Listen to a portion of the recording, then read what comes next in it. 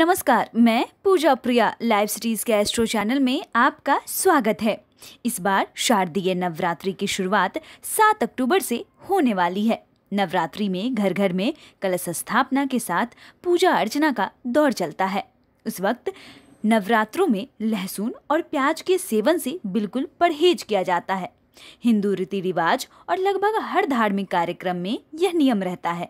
क्या आपने कभी पता करने की कोशिश की है कि आखिर क्यों प्याज और लहसुन का नवरात्रि में धार्मिक कार्यों के दौरान परहेज किया जाता है, यानी कि निषेध रहता है?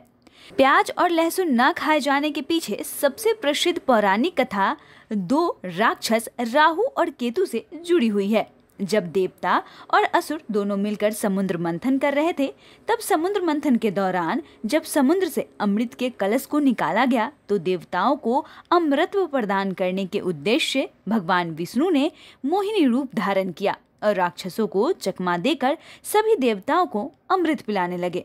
उस समय राहु और केतु नाम के 2 राक्षस अमर होने के लिए देवताओं के रूप धारण कर देवताओं के बीच में आकर बैठ गए।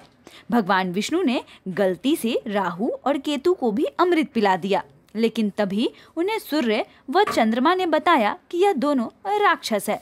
भगवान विष्णु ने तुरंत उन दोनों के सिर धड़ से अलग कर दिए।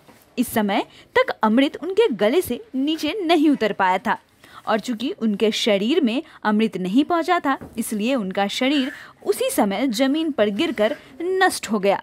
लेकिन राहु और केतु के मुख में अमृत पहुंच चुका था, इसलिए दोनों राक्षसों के मुख अमर हो गए। भगवान विष्णु द्वारा राहु और केतु के सिर काटे जाने पर उनके कटे हुए सिर से खून की कुछ बूंदें नीचे धरती पर गिर गई, जिनसे प्याज और लहसुन उपजे। चूंकि तब तक राक्षसों के मुंह में अमृत भी जा चुका था और उनके खून में अमृत के बूंदें मिल चुकी थी, इसलिए यह दोनों सब्जियां रोगों और रोगाणुओं को नष्ट करने में अमृत समान होती है। पर क्योंकि यह राक्षसों के खून से उपजी है, इसलिए इसमें तेज गंध और ये अपवित्र मानी जाती है। इसी वजह से जब हम इसका सेवन करते हैं तो मुंह से अजीब तरह की गंध आती है, जिन्हें कभी भी भगवान के भोग में इस्तेमाल नहीं किया जाता। कहा जाता है कि जो भी प्याज और लहसुन खाता है उसका शरीर राक्षसों के शरीर के भांति मजबूत हो जाता है, लेकिन साथ ही उसकी बुद्धि और सोच विचार राक्षसों की तरह दूषित हो जाती है। तो आपने देखा कि किस तरीके से प्याज और लहसुन को खासकर नवरात्रि के दिनों में क्यों मना किया जाता है, क्योंकि राहु और केतु के खून जब जमीन पर गिरे थे उससे लहसुन और प्याज की उत्पत्ति हुई थी। आपको ये जानकारी कैसी लगी हमें कमेंट कर ज़रूर बताएं। साथ ही ऐसे तमाम जानकारियों के लिए हमारे चैनल को सब्सक्राइब करें, फेसबुक पेज को लाइक करें। धन्यवाद।